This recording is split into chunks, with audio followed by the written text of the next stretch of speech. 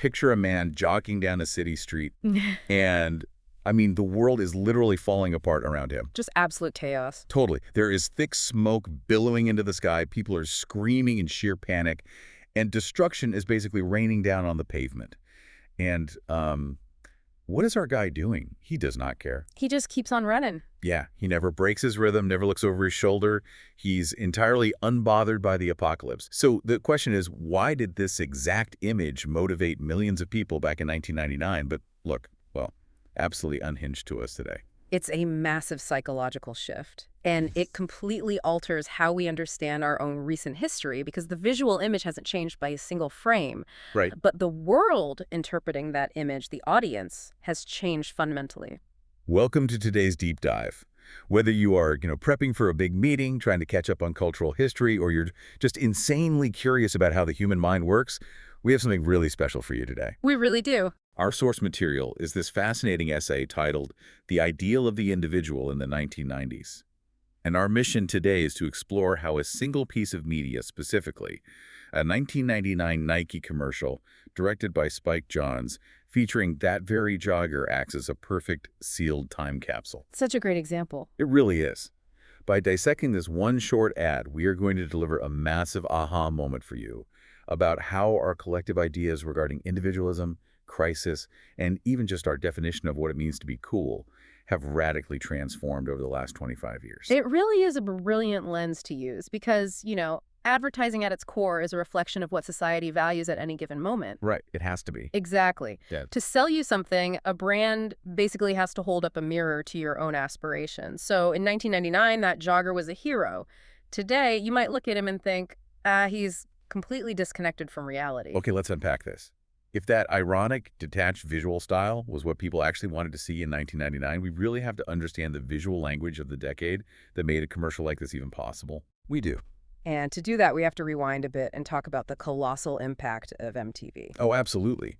By the late 1980s and, well, throughout the 1990s, MTV culture completely revolutionized visual storytelling. Changed the whole game. It really did. Because before music videos became the dominant cultural force, advertising was largely narrative in a very traditional linear sense. Like a standard story. Right. You can think of pre-MTV advertising as highly literal. It was basically, here is a problem, here is our product, here is the feature that solves your problem, please buy it. It's like traditional advertising was acting like a courtroom lawyer. A lawyer? Yeah, it was arguing facts and features, presenting evidence to win your case and get your money. But MTV, they turned advertising into a DJ. Oh, I like that. Right. The DJ doesn't argue with you. They don't give you a bulleted list of reasons to dance. They just set a rhythm, build an atmosphere, and wait for you to feel it. That is a perfect way to look at it. Music videos created this entirely new narrative form that could reach massive audiences incredibly quickly without needing, a logical argument. Just pure vibes. Exactly, pure vibes. They relied on fast editing, rhythm-oriented scenes, and these highly stylized, often surreal realities. The rhythm of the song dictated the visual cut, and that specific vibe-heavy visual language moved directly into the advertising world. Which brings us to the director of our commercial, Spike Jonze. Yes. Like many of the most influential film directors of his generation, Spike Jonze actually began his career directing music videos. Oh, wow. Yeah, he's the mind behind some truly iconic, generation-defining videos, like his work for the Beastie Boys or that famous Weapon of Choice video for Fatboy Slim. Oh, the one where Christopher Walken is just tap dancing and flying around the hotel? That's the one. If you look at those works, what they really focus on is the relationship between movement and music. They aren't telling a linear story at all. They are manifesting a feeling. So rather than being a traditional sales pitch, this Nike ad functions exactly like a music video. Completely. Because the shoes are honestly just a background prop. Right. I mean, think about it. The ad completely ignores the technical features of the shoe. There's absolutely no mention of the fabric or the grip on the sole or like the arch support. Because the goal wasn't to sell the mechanics of the footwear. The goal was to construct an emotional atmosphere. To make you feel something. Precisely. The rhythmic tempo of the runner, the stylized disaster setting, it's all aiming to make you experience a sensation. And that specific approach, making you feel something without explicitly telling you what to think, was crucial for the audience they were targeting. Generation X. Exactly, Yeah. Generation X. And we really have to ask why Generation X demanded this specific style. Like, why were they so allergic to traditional sincerity? It all goes back to what they grew up watching. Right, because this is a demographic that was raised on hyper-commercialized, sunny, incredibly earnest 1980s marketing. They were just saturated with that Reagan-era Morning in America sincerity. Every ad featured a grinning family promising that this new cereal or detergent would literally change your life. Yes, and they felt completely manipulated by that overt earnestness. As a demographic, they developed a very specific psychological profile. They really did. They found overly didactic or intensely emotional narratives to be incredibly insincere. Like, if an ad came on and told them exactly how to feel, their defense mechanism was to just tune it out entirely. Exactly. They wanted ironic distance. Stating the message directly was seen as profoundly uncool. You had to act like you didn't care. Right. The message had to be filtered through this lens of minimalist detachment. You had to act like you didn't care about selling the product to actually sell the product. And that minimalist, cool aesthetic became widespread entirely because of this generational preference. Yeah. Advertisements had to pivot to creating a mood because their target buyers literally demanded it. That's spot on. So, okay, the visual style is dialed in. We have this fast-paced music video aesthetic appealing to a generation that values ironic distance as a shield. But let's look at the engine powering this whole thing. The economics of it. Yeah. If this detached visual style was what Gen X wanted to see, we have to ask who was paying to put those images on screen and what worldview they were trying to sell. That brings us to the massive economic boom of the 1990s. Right. Why was the focus so intensely placed on a lone, solitary runner conquering his environment, rather than, say, a community or a team working together? Well, to understand that, the essay points to the geopolitical shifts of the time. Now, we need to be clear here. Yeah, important disclaimer for you listening. Right, we aren't taking a political stance or endorsing these views. We're just impartially unpacking the author's argument regarding the cultural climate of the 1990s. Just looking at the source material. Exactly. So the decade was shaped by a massive global shift, namely the 1991 collapse of the Soviet Union. Following that collapse, the United States largely positioned itself as the definitive ideological winner. The end of the Cold War basically left a perceived vacuum, and Western economic models just filled it completely. They did. According to the source, liberal economics and the concept of individual success didn't just become the dominant economic model, they became the dominant cultural narrative. Wow. The author draws a parallel to neoliberal economics here, which is basically the idea that the free market is the ultimate objective judge and that individual freedom is best achieved through unimpeded market action. Okay, got it. And again, just reporting the text analysis here, but the prevailing belief woven into 90s popular culture was that the system inherently provides opportunity. Therefore, those who are sufficiently motivated will naturally move forward. And this ideology is taking root right as the internet economy is absolutely exploding. I mean, you have accelerating economic growth, the emergence of the dot-com boom, and these entirely new wealth narratives being created by technology companies almost overnight. It was a gold rush. It really was. And it completely shifted consumer culture. Yeah. Products were no longer just functional tools to meet a physical need. No, they became deeply tied to identity. In this booming economy, consumer culture shifted so that a pair of shoes was a marker of your character. It was a symbol of your personal philosophy. Exactly. Success stories in the 90s were framed almost entirely around individual performance and personal merit. Okay, I have to push back on this a little bit. Sure, go ahead. Because framing everything around personal performance sounds great on paper, but, like, was this intense focus on individual motivation truly empowering, or was it just a really convenient way to ignore larger societal realities? Well, it's a great question. I mean, if success is entirely up to the individual's motivation, then doesn't failure become entirely the individual's fault, too? That is a vital observation, and the source addresses it directly. The essay notes that during this era, structural inequalities became much less visible in the mainstream public conversation. They just swept it under the rug? Pretty much. They were heavily obscured by this blanket belief that determination alone was enough to overcome any obstacle. Like, if you just work hard enough, you'll cross the finish line. The starting line doesn't matter. Precisely. What's fascinating here is how the source ties that exact cultural shift, the minimizing of structural inequality, directly into how we began talking about sports and fitness. Oh, interesting. Yeah. If we connect this to the bigger picture, Sports communication fundamentally shifted in the 1990s.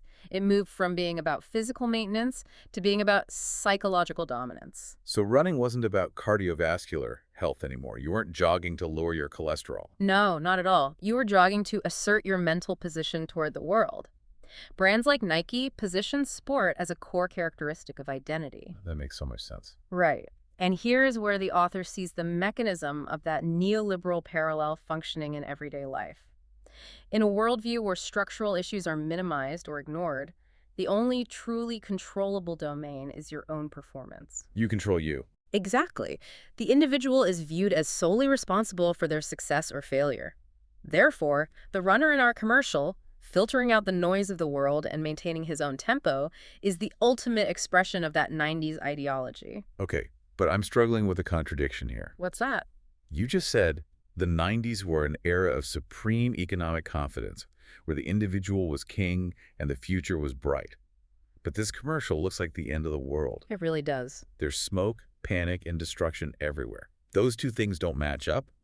If everything was so great, where is this dune coming from? It seems contradictory, absolutely. But bubbling right beneath that economic confidence was a very distinct, pervasive undercurrent of anxiety. Oh, right. Yeah, as we approached the late 1990s, popular culture was heavily gripped by pre-millennium tension. The Y2K bug. Exactly. The idea that all our computers were going to reset to zero and the power grids would just fail. Yeah, Y2K was the focal point, but the anxiety was much broader than just a computer glitch.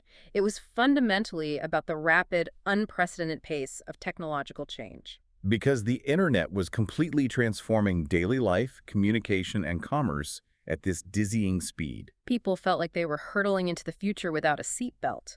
All of these uncertainties contributed to a massive surge in dystopian atmospheres in visual culture. Which we see everywhere in that era. Right. In film, in music videos, in advertising, you started seeing abstract urban landscapes, stylized disaster scenarios, and solitary characters wandering through them. And Spike Jonze is the absolute master of this specific type of controlled alienation. He really is. If you look at Jonze's broader filmography, a recurring theme is characters who are profoundly detached from their surroundings. Can you give an example? Sure. The source brings up two perfect examples to illustrate his style. First, being John Malkovich, a film that explores identity through a highly absurd, claustrophobic narrative structure where people literally enter someone else's mind to escape their own lives. Such a wild movie. It is, and then his later film, Her, which examines profound loneliness existing right alongside advanced technological intimacy. In both of those films, the characters maintain a very distinct emotional distance from the environments they occupy. Exactly. And that is exactly what our runner is doing.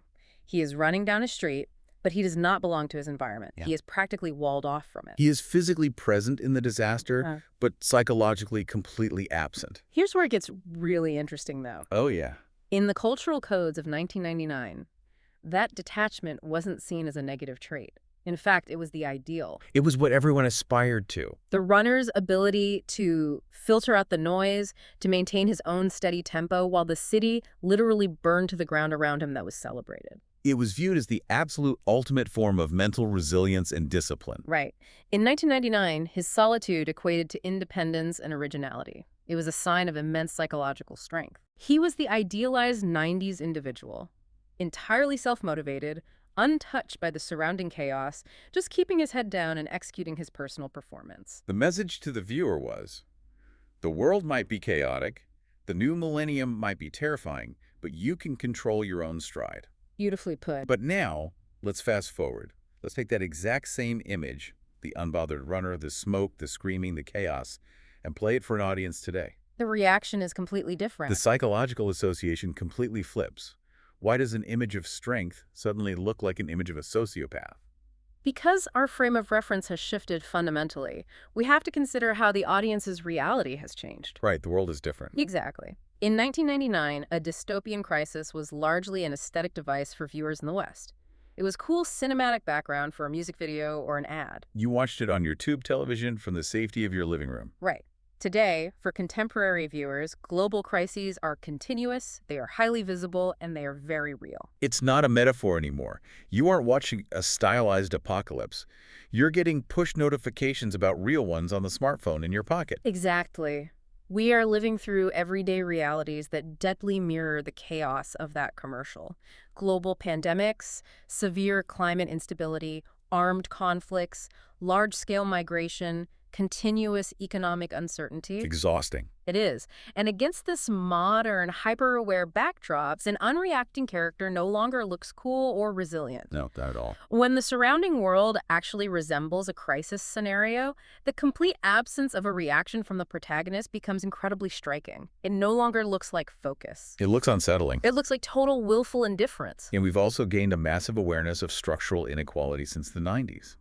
The source points out that today's public discourse makes things like economic inequality, systemic barriers, and the role of social capital highly visible. Very true. Again, stepping outside of the politics of it, the cultural reality is that we just don't broadly buy the 90s narrative that personal success is solely a product of individual determination anymore. The cultural consciousness has shifted. The 90s narrative of just keep running and focus on yourself feels incredibly incomplete today.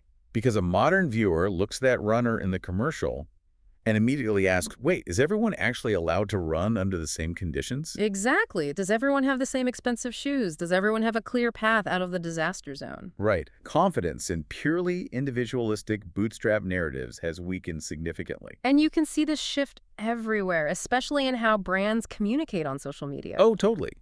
Today, audiences demand that brands take ethical stances. They want to see social sensitivity, inclusivity, collective awareness. Brands aren't just producers of cool aesthetics anymore. Consumers expect them to be active participants taking a stance on social issues. Silence or neutrality is often read as complicity now. And that completely changes the aesthetic value of the ironic distance we talked about earlier. Oh, I see where you're going with this. Yeah, Gen X used ironic distance as a shield against corporate sincerity. Today's digital culture views ironic distance as a privilege. Yes, social media values sincerity, transparency, and vulnerability over that 90s detachment. If you are aloof today, you aren't cool. You are out of touch. So does this mean the solitary protagonist is dead? Or have we just realized that solitude, especially in a crisis, often means isolation rather than freedom? This raises an important question about how we view all media today. We have become much more conscious of the ideological dimension of images. I really have. Modern viewers do not see advertising as just neutral visual pleasure. We automatically interpret aesthetic choices as reflections of a broader value system. We are constantly reading between the lines. We are always looking for the underlying mechanism. We are. And within our current cultural framework, the runner continuing his route is no longer just an athlete showing impressive discipline. What is he then? To contemporary audiences, his refusal to react to the disaster around him, his refusal to stop and help anyone else, is read as a gesture of withdrawal from the world. Wow. So what was once seen as the peak of psychological strength now looks like emotional detachment. Or even an apolitical refusal to care about your fellow humans. The very thing that made him a hero in 1999 makes him a villain today. That is just mind-blowing. So what does this all mean? Let's bring this all together for you listening. This Spike Jonze Nike ad isn't just about selling a pair of sneakers. Not at all. It's a profound window into a very specific era. It shows us a 1990s visual language shaped by post-Cold War economic confidence, the fast-paced, vibe-heavy aesthetics of MTV, and the absolute idealization of the individual. It captured a moment when tuning out the world was considered the ultimate victory. Right. It reminds us that visual culture is deeply historical. The image of the man running didn't change a bit. The world interpreting him did. The mechanisms we use to survive our daily lives changed. Narratives based solely on individual motivation simply don't feel sufficient to us anymore because the problems we face feel entirely collective. Exactly. I want you to really think about this for a second. Think about the media you grew up with. Think about the posters on your wall or the movies you love. The classics. Yeah. How many of the motivational heroes from your past? The lone wolves, the silent stoics, the action heroes who walked away from explosions without looking back would look emotionally detached or overly isolated if you watched them through today's lens. That's great exercise. It really makes you question your own nostalgia and realize that the definition of strength is always a moving target. It does. And it leaves us with a fascinating trajectory to consider for tomorrow. Ooh, tell me. If the 1990s glorified the fiercely independent individual who could tune out a crumbling world, and the 2020s demand the engaged, vulnerable citizen who actively confronts those global crises. Exactly. What will the idealized visual language of human resilience look like 25 years from now? That is a crazy thought. Right. As we move into an era dominated by artificial intelligence and highly immersive virtual realities, will our new heroes be those who can completely digitally unplug from the collective noise? Oh, wow. Will we circle back to finding comfort in total detachment, retreating into our own custom-built virtual worlds when physical reality gets too heavy? Oh. Or will we forge an entirely new way to define what it means to survive together?